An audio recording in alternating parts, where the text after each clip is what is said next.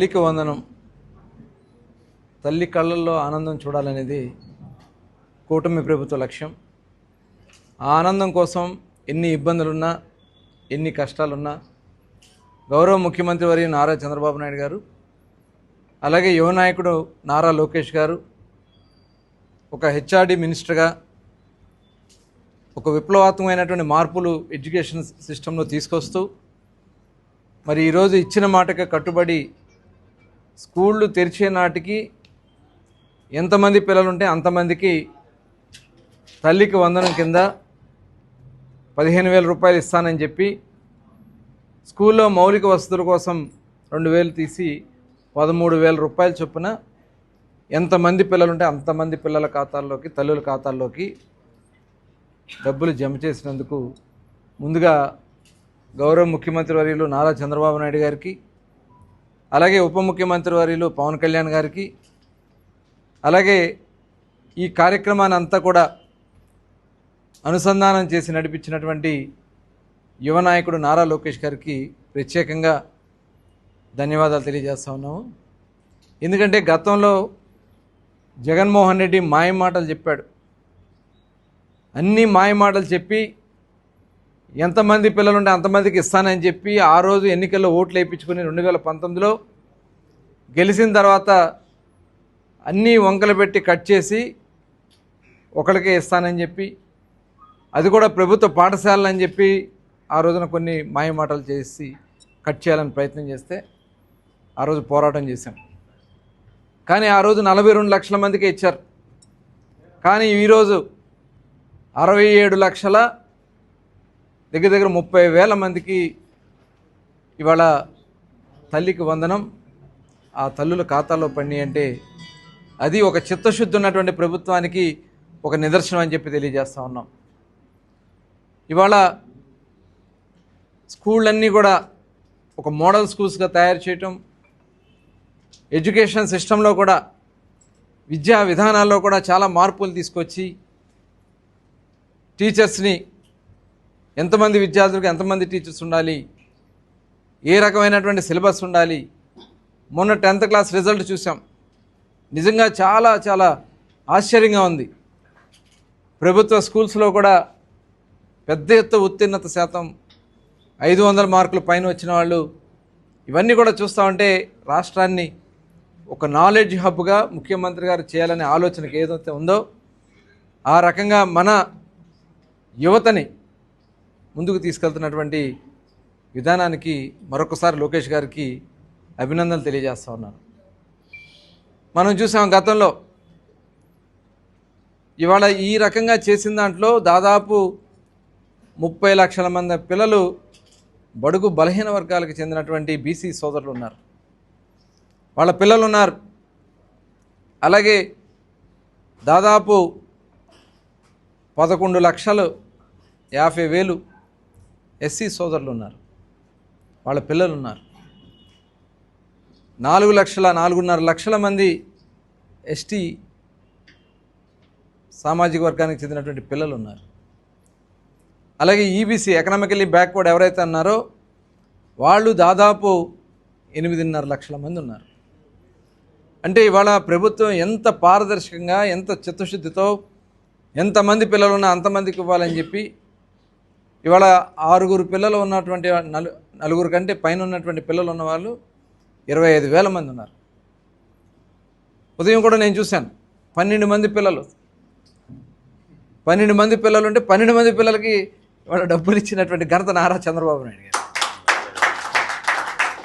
అది ఇచ్చిన మాటకి కట్టుబడి చేసే ప్రభుత్వం. ఈ రకంగా కష్టాలు వస్తాయి, మనందరికీ తెలుసు. 200 పెన్షన్ ఉంది 2014. 1 కోటి గ్యాస్ సిలిండర్లు ఇవాళ ఏదైతే ఇచ్చినటువంటి మాటకి కట్టుబడి వాళ్ళ అకౌంట్లో డబ్బులు కూడా పంపిస్తున్నటువంటి పరిస్థితి ఉంది. అన్నా క్యాంటీన్లు తెరిపించాం, పేదవాళ్ళకి అన్నం పెడతా కూడా మనసు రానటువంటి వ్యక్తి జగన్మోహన్ రెడ్డి. ఇవాళ అన్నా క్యాంటీన్లు ఏర్పాటు చేస్తున్నాం.